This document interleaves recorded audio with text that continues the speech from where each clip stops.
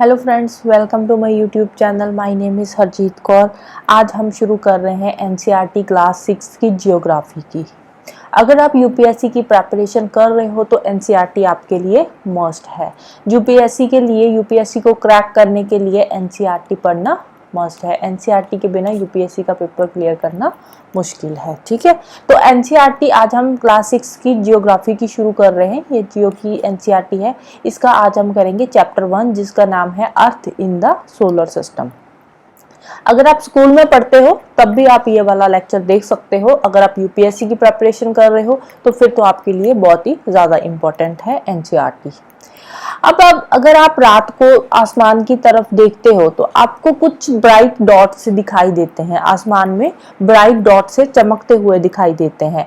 तो जब आप देखते हो सनसेट के टाइम पे थोड़े बहुत होते हैं, 2-3 ब्राइट डॉट्स होते हैं, बट धीरे धीरे इनका जो नंबर है ना, ये बढ़ता जाता है और इनका नंबर इतना ज्यादा बढ़ जाता है कि आप इनको काउंट भी नहीं कर सकते। पूरे का पूरा जो आसमान है वो छोटे छोटे शाइनिंग ऑब्जेक्ट से भर जाता है। इनमें से जो कुछ ऑब्जेक्ट्स होते हैं बहुत ही ब्राइट होते हैं, कुछ थोड़े से डिम भी होते हैं। अगर हम देखें रात को स्काई को तो ऐसे लगता है कि जैसे कोई डायमंड बिछा हुआ हो, जैसे बहुत सारे डायमंड्स आसमान में चमक रहे हो। तो ऐसे तो अब इनमें से जो कुछ ऑब्जेक्ट्स होते हैं वो ट्विंकलिंग ऑब्जेक्ट्स होते हैं, कुछ ट्विंकल करते हैं, डगमगाते हैं। ठीक है, कुछ जगते हैं, बुझते हैं, और कुछ होते हैं वो सिंपली अपना लाइट दे रहे होते, ग्लो कर रहे होते हैं, वो डगमगाते नहीं है। ठीक है, फ्लिकर नहीं करते वो। ठीक है, मून की तरह, जैसे मून है, मून कैसे है, मून एक तरह एक ही जगह पे खड़ा शाइन करता रहता है, मून जगमगाता नहीं है। बट कुछ स्टार्स है वो ट्विंकल करते हैं। अब ये वाले जो ब्राइट ऑब्जेक्ट्स हैं, इनके साथ हमें जो मोस्ट ऑफ द डेज हम मून को भी देखते हैं। बट जो हम मून देखते हैं ये अलग अलग टाइम पे अलग अलग शेप में दिखाई देता है, अलग अलग पोजीशंस में होता है। ऐसे नहीं होता कि मून आसमान में एक ही जगह पे दिखाई देगा, ऐसा पॉसिबल नहीं है। मून अपनी पोजीशन भी बदलता है, अलग अलग टाइम पे अपनी जो शेप है उसको भी बदलता है। ठीक है, मून जो है, ठीक है, महीने में एक बार ही आपको फुल मून देखने को मिलेगा। ठीक है, अदरवाइज जो मून है, मून अपनी शेप चेंज करता रहता है। जो फुल मून नाइट होती है उसको बोलते हैं पूर्णिमा। ठीक है, जो पूर्णिमा की रात होती है उसको जो मून होता है वो पूरा दिखाई देता है। उसके 14 दिन बाद जब आप मून को देखोगे तो वो क्या होगा, एक न्यू मून होगा। ठीक है, उसको बोलेंगे न्यू मून नाइट और अमावस्या की रात। न्यू मून के टाइम पे जो मून दिखाई देता है वो कुछ इस टाइप का दिखाई देता है, क्रिसेंट शेप का दिखाई देता है। ठीक है, हल्की सी एक लाइन सी ही दिखाई देती है, पूरा मून दिखाई नहीं देता। तो उस टाइम पे जब जो न्यू मून वाली नाइट होती है उस रात को बेशक जो आपका आसमान है वो साफ हो, कोई बादल ना हो, फिर भी आपको फुल मून दिखाई नहीं देगा। अब ऐसा क्यों होता है? ठीक है, अब जो मून है वो हमें दिखाई देता है, जो रात को स्टार्स है, जो शाइनिंग ऑब्जेक्ट्स है, ब्राइट से ऑब्जेक्ट्स है, वो भी हमें दिखाई देते हैं। बट अगर हम सोचे तो दिन टाइम ये सारे के सारे कहाँ जाते हैं, दिन टाइम हमें दिखाई क्यों नहीं देते? ये सारे के सारे जो ब्राइट लाइट्स जो हमें रात को दिखाई देती है ये दिन में क्यों नहीं दिखाई देती? रीजन बीइंग कि दिन में क्या होता है, दिन में सन होता है। जो सन की लाइट होती है ना, सन की लाइट इतनी ज्यादा ब्राइट होती है कि वो हमें बाकी के ब्राइट ऑब्जेक्ट्स जो हमें रात को दिखते हैं वो दिन में दिखने देती ही नहीं है। इसके लिए यहाँ पर एक एक्टिविटी इन्होंने दे रखी है। ठीक है, अगर आप इस एक्टिविटी को देखोगे, इसमें इन्होंने क्या करा है, इसमें इन्होंने एक पेपर लिया है, एक टॉर्च ली है। ठीक है, टॉर्च को पेपर के ऊपर रखा, जैसे एक पेपर है तो पेपर के ऊपर इन्होंने टॉर्च को रखा और उसके ऊपर जहां पर टॉर्च थी एक सर्कल बना लिया। ठीक है, जहां पर टॉर्च रखा था उसके ऊपर एक सर्कल बना लिया। बाद में इन्होंने टॉर्च को हटाया और उस सर्कल में एक छोटा सा शेड कर दिया, और शेड करने के बाद इन्होंने फिर से इस सर्कल के ऊपर टॉर्च को एज इट इज रखा और जो बाकी का पेपर था उसको टॉर्च के साथ ही रैप करके उसके ऊपर रबड़ चढ़ा दी। ठीक है, और उसके बाद इन्होंने टॉर्च को एक बंद कमरे में ले गए, अंधेरे कमरे में, वहां पे सारी की सारी लाइट्स ऑफ कर दी, पूरा अंधेरा कर दिया कमरे के अंदर, और इस टॉर्च को इन्होंने ऑन करा। और जब इन्होंने इस टॉर्च को ऑन करा तो ये वाला जो छोटा सा शेड था, इस शेड में से लाइट दीवार के ऊपर एक छोटे से डॉट की तरह पड़ती है। जैसे रात को हमें शाइनिंग ऑब्जेक्ट्स दिखते हैं ना आसमान में, वैसे ही दीवार के ऊपर ये एक डॉट दिखाई दे रहा था। जैसे ही लाइट ऑन करते हैं तो ये वाला जो डॉट है गायब हो हो जाता है और जब लाइट ऑफ होती है तो ये वाला डॉट दिखाई देता है। रीजन क्या है कि जो लाइट है ना रूम की, जो हम दूसरी आर्टिफिशियल लाइट जलाते हैं तो उसकी लाइट इस डॉट के लाइट से ज्यादा है, इसलिए ये वाला जो डॉट है ये दिखना बंद हो जाता है और जैसे ही लाइट हम ऑफ करते हैं तो ये दिखना शुरू हो जाता है। सेम यहाँ पर हो रहा है, जो शाइनिंग ऑब्जेक्ट्स है उनके साथ हो रहा है। दिन में क्या होता है, दिन में जब सन शाइन करता है तो सन की इतनी ज्यादा लाइट होती है कि बाकी के जो छोटे छोटे ब्राइट ऑब्जेक्ट्स है वो दिखाई नहीं देते, बट रात को जैसे ही सनसेट होता है तो ये वाली जो ब्राइट ऑब्जेक्ट्स है ये दिखाई देने शुरू हो जाते हैं। अब जो सन है, मून है या बाकी के सारे ऑब्जेक्ट्स जितने भी ये जो आसमान में शाइन कर रहे हैं इनको बोलते हैं सेलेस्टियल बॉडीज। ठीक है, इनमें से जो कुछ सेलेस्टियल बॉडीज है जो बहुत ही बड़ी बड़ी है और हॉट भी है, ठीक है, बिग है और हॉट है। और ये वाली जो सेलेस्टियल बॉडीज है ना ये गैसेस की बनी होती है और इनकी अपनी हीट है, अपनी लाइट है। ठीक है, अपनी हीट भी अमिट करती है, लाइट भी अमिट करती है। और ये वाली जो सेलेस्टियल बॉडीज है इन बॉडीज को बोलते हैं हम स्टार्स। सन क्या है, सन भी एक स्टार है, ऐसी बात नहीं है, जो सन है ये भी एक स्टार ही है, बट जो सन है ना ये सन अर्थ के नियरेस्ट स्टार है, अर्थ का। ठीक है, अर्थ का नियरेस्ट स्टार है, ऑल्दो अर्थ से बहुत ज्यादा दूर है बट बाकी स्टार्स के कंपैरेटिवली सन अर्थ का नियरेस्ट स्टार है। इसलिए जब सन आता है, जैसे ही सनराइज होता है तो बाकी के जो स्टार्स है वो ट्विंकल करना बंद कर देते हैं, वो हमें दिखाई नहीं देते, होते तो है आसमान में बट उस टाइम पे हमें दिखाई नहीं देते। बट रात को जैसे ही सनसेट होता है, सन अपनी पोजीशन बदल लेता है, सेट हो जाता है, तो उस टाइम पे ये वाले जो शाइनिंग ऑब्जेक्ट्स है, स्टार्स है, ये हमें दिखने शुरू हो जाते हैं। और ये वाले जो स्टार्स है इनकी भी अपनी लाइट होती है, अपनी हीट होती है। देखने को ये हमें बहुत ही छोटे छोटे लगते हैं। छोटे क्यों लगते हैं? क्योंकि ये हमसे बहुत ज्यादा दूर है, इसलिए ये हमें देखने को भी छोटे लगते हैं और हम इनकी हीट जो है वो फील भी नहीं कर पाते। आपने बहुत बार नोटिस किया होगा, जब कभी आप एरोप्लेन उड़ता देखते हो तो आपको जो एरोप्लेन है छोटा सा दिखता है, बट अगर आप रियलिटी में एरोप्लेन देखोगे तो वो बहुत बड़ा होता है, बट आसमान में उड़ता हुआ छोटा दिखता है। क्यों? क्योंकि वो हमसे बहुत ज्यादा दूर होता है। रात को जब आप स्काई को देखते हो तो उस टाइम पे आसमान को देखते हो तो आपको ऐसे लगता है कि वहां पे जो स्टार्स है ना वो अलग अलग ग्रुप्स में है, उनका एक अलग अलग पैटर्न बना हुआ है स्टार्स का। और ये वाला जो स्टार्स का ग्रुप होता है, ग्रुप में वो पैटर्न बनाते हैं, इस पैटर्न को बोलते हैं कॉन्स्टिलेशन। उर्सा मेजर और बिग बियर ये भी एक कॉन्स्टिलेशन है। इसमें से एक और मोस्ट इजीली रिकॉग्नाइजेबल कॉन्स्टिलेशन है जिसका नाम है सप्तऋषि। ये कुछ इस तरह का होता है, इसमें 7 स्टार्स होते हैं। ये 4 स्टार ऐसे ग्रुप्स में होते हैं, फिर उसके बाद ये 3 स्टार ऐसे दिखते हैं। ठीक है, इसके साथ ही होते हैं 3 स्टार, और ये जो 7 स्टार का ग्रुप है इसको बोलते हैं सप्तऋषि। अब ये जो है, ये सप्तऋषि है, ये उर्सा कॉन्स्टिलेशन का एक पार्ट बनाता है। अगर आप देखोगे, आप पहले जो पुराने जमाने में एंशिएंट टाइम में जो बड़े लोग होते हैं थे, वो जो डायरेक्शन देखते थे ना वो इसी कॉन्स्टिलेशन की हेल्प से डायरेक्शन देखते थे। ये वाला जो सप्तऋषि है ना, सप्तऋषि की हेल्प से ही वो डायरेक्शन का पता लगाते थे। कैसे पता लगाते थे? ये वाला जो सप्तऋषि है ना, इसके ये वाले जो 2 स्टार्स है, ये इनको बोलते हैं पॉइंटर स्टार्स। इन स्टार्स के बिल्कुल अगर आप सीधा सीधा देखोगे तो आपको दिखेगा नॉर्थ स्टार।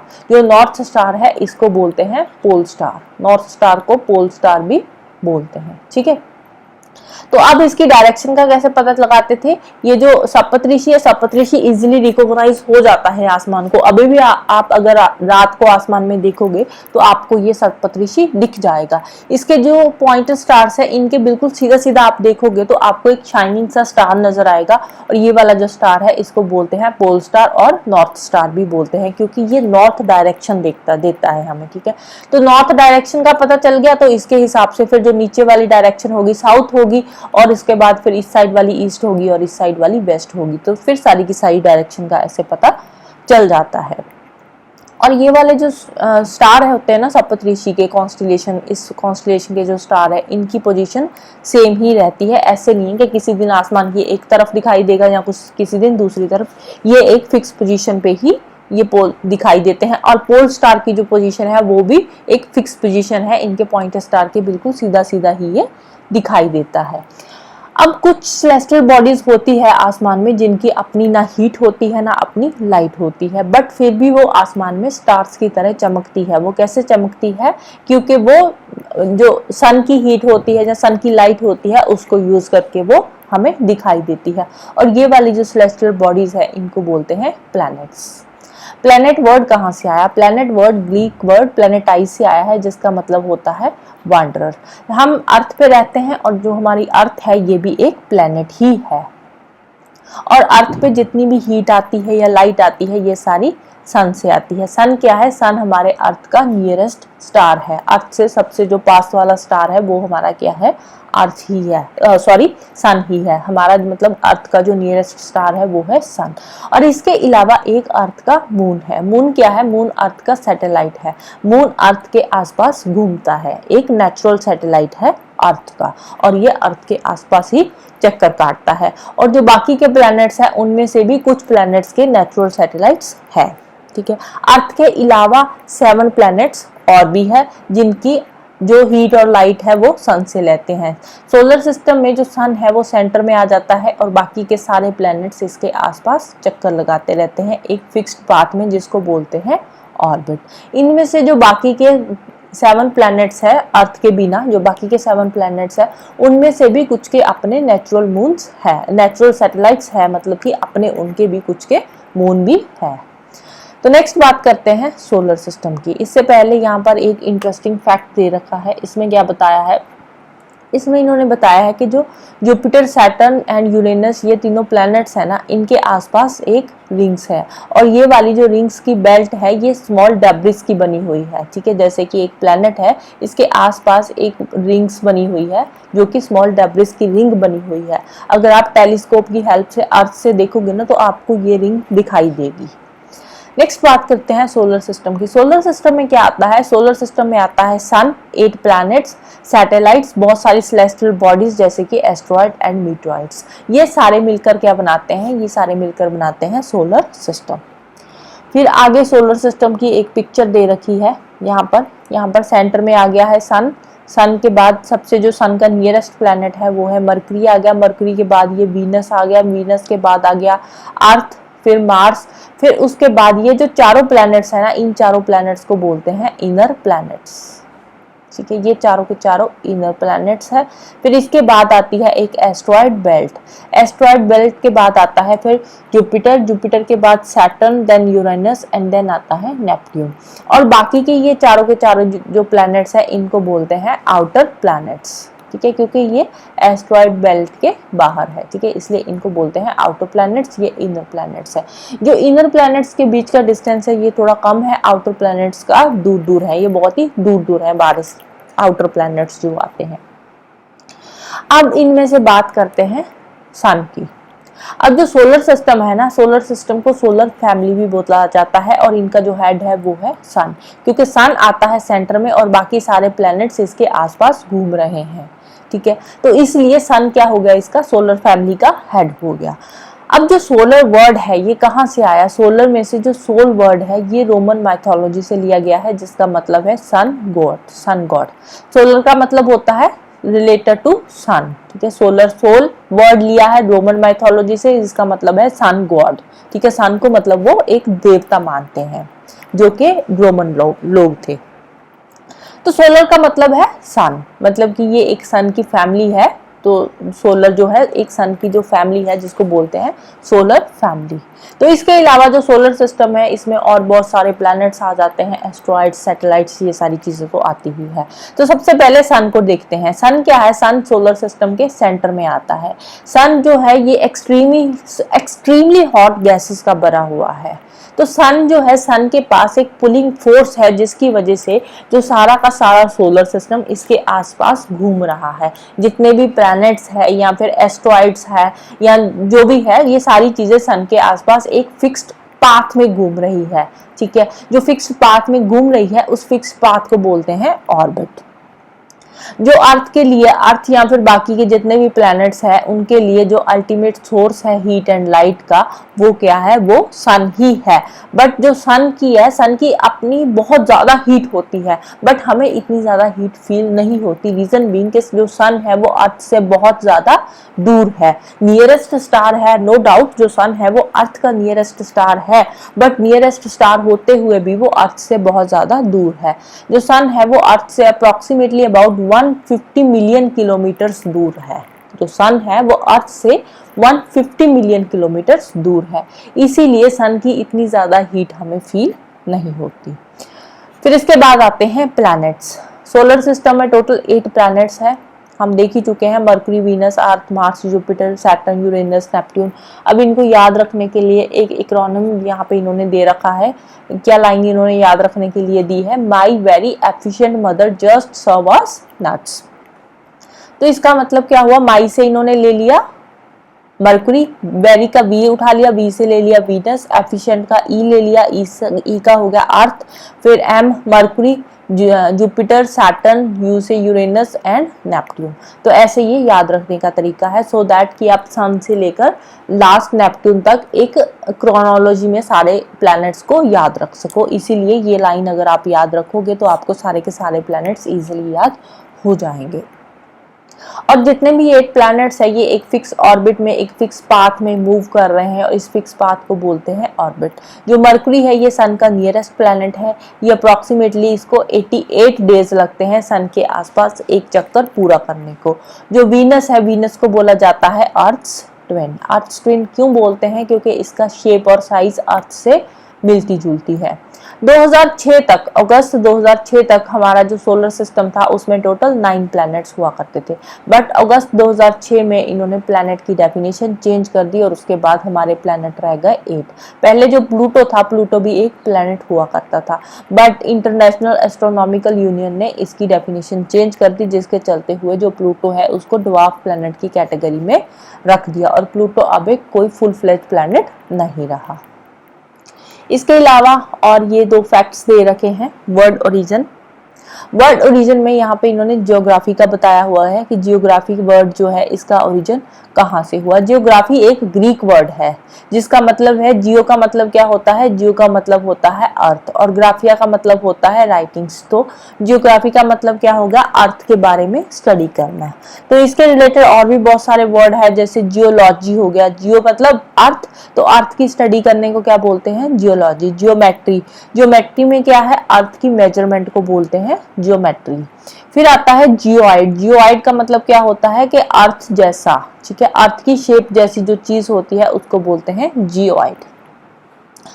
उसके बाद एक और है fact, humans have always been fascinating gazing at the night sky, those who study the।